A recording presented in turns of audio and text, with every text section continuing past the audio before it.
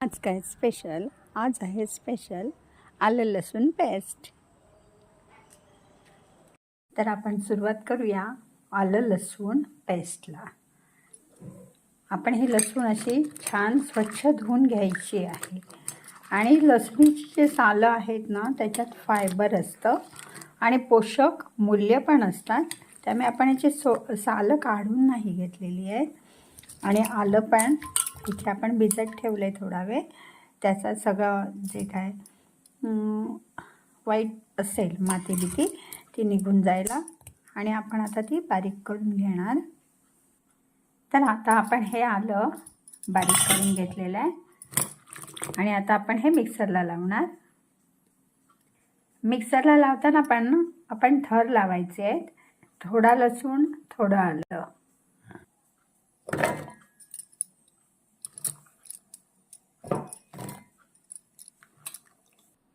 अशा प्रकारे ही आपण आलं लसूण पेस्ट करून घेतलेली आहे. आणि ही भांडी आहेत की याच्यात मी आलं लसूण पेस्ट ठेवते. ती पण धुवून सुकवायला ठेवलेली आहेत. आपण मिक्सरला लावल्यानंतर यात थोडा पाण्याचा अंश असतो, म्हणून आपण यातलं पाणी आता फ्राय पॅनवर आपण टाकायचं आहे आणि पाणी त्यातलं वाफेने ओढून जाईल. गॅस आपण तापत ठेवला आहे आणि यात ना आपण थोडंसं हिंग पण घालणार आहोत. बरं,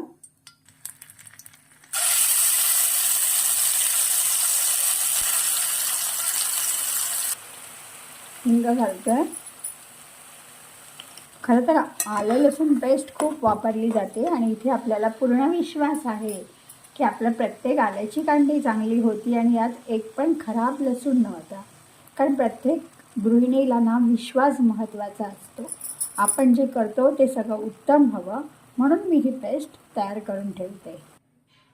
यातला आता हळूहळू पाण्याचा अंश कमी होऊ लागला आहे आणि आता हे टिकण्यासाठी थोडं मी त्याच्यात मीठ घातलं आहे. तर आता आपण बघू शकता की ह्यातलं पाणी निघून गेलेलं आहे. आता आपण हे थंड करूया आणि मग मगाशी दाखवलेल्या छोट्या बरणीत भरून ठेवूया. फक्त ह्याला एक महत्त्वाची गोष्ट म्हणजे ह्याला ना आपण हात लावायचा नाही, चमच्यानेच ढवळायचं. आपल्या शरीराची जी उष्णता असते ती अशा पदार्थांना घातक ठरते, पदार्थ नासू शकतो. त्यामुळे प्रत्येक वेळेला इथे चमच्याचाच वापर करायचा.